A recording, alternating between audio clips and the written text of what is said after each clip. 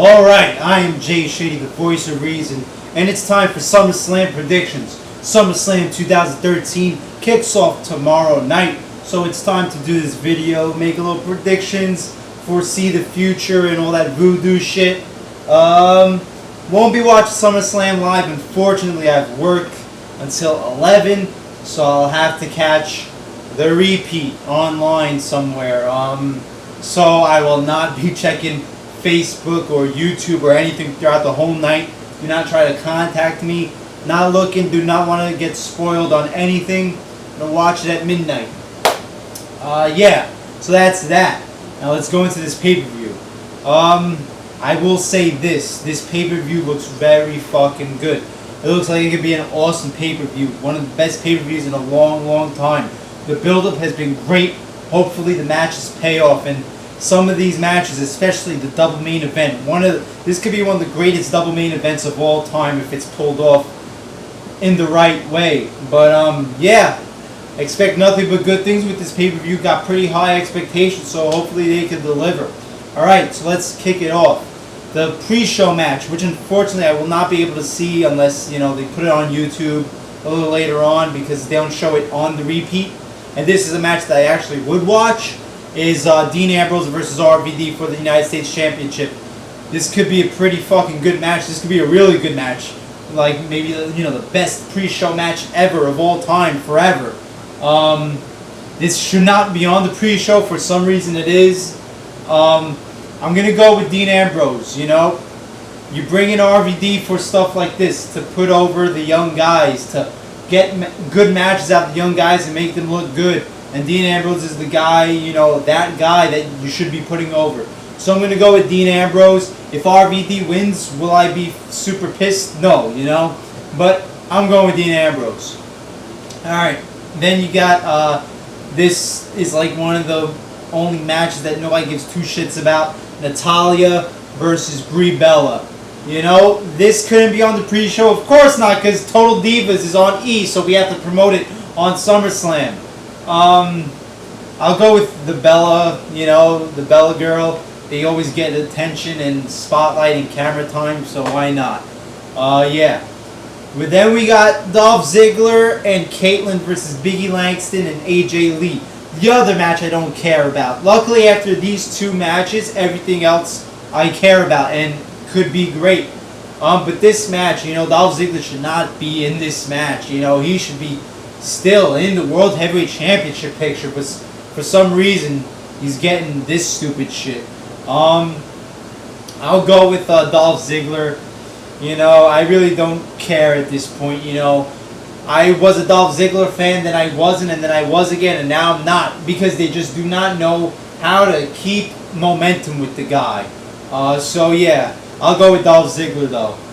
Then you got Kane versus Bray Wyatt. Very interesting match. Very, unpredictable the way the match happens, how it plays out. The Wyatt family, you don't know what to predict, what's going to happen. Ring of Fire match, it's kind of like an Inferno match. Will somebody go on fire? We don't know. This is a very, very big match I'm looking forward to see how it plays out. I'm going to go with Bray Wyatt here. Big pay-per-view, SummerSlam, a huge way to get the Wyatt family over. There's no reason for Kane to win this one. Maybe we could see, have a surprise at the end with The Undertaker appearing. Who knows? But I think this is a pretty intriguing match. Unpredictable the way it's going to play out. We could get some surprises here, some shocking stuff, but I'm going to go with Bray Wyatt. Next up is Cody Rhodes versus Damien Sandow. Another good feud, this pay-per-view. If, just like 75% of all WWE's pay-per-views are built up the way this pay-per-view is, nobody would be complaining about the product. But yeah, you got a good feud here. Cody Rhodes versus Damien Sandow.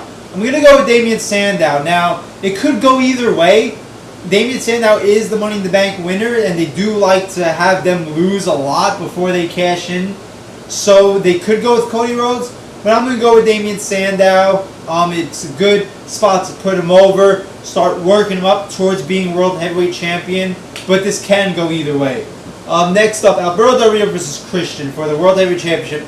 I got no doubts that Alberto Del Rio is going to win this one. I don't even know why Christian is having this match with Alberto Del Rio. You know, I understand. Everybody's telling me, oh, there was a #1 contenders match. I understand that, but why did Christian win it? Why is Christian facing Alberto Del Rio? It just doesn't make sense. The shit came out of nowhere. You know, the storyline isn't even getting camera time on Raw, so who gives a shit about this match? Could be a good match, though, but it's just very bad build-up to it. Came out of nowhere. I'm going with Alberto Del Rio, you know, 100-to-1 shot there. Next up is CM Punk versus Brock Lesnar. With Brock Lesnar with Paul Heyman. I'm expecting them to make this a no disqualification match by the time it's done. You know, that's what it should be, since it's Brock Lesnar and CM Punk. Very brutal rivalry, great fucking feud, very intense, you know, full of testosterone and masculinity. They should make this a no disqualification match. This could be match of the year.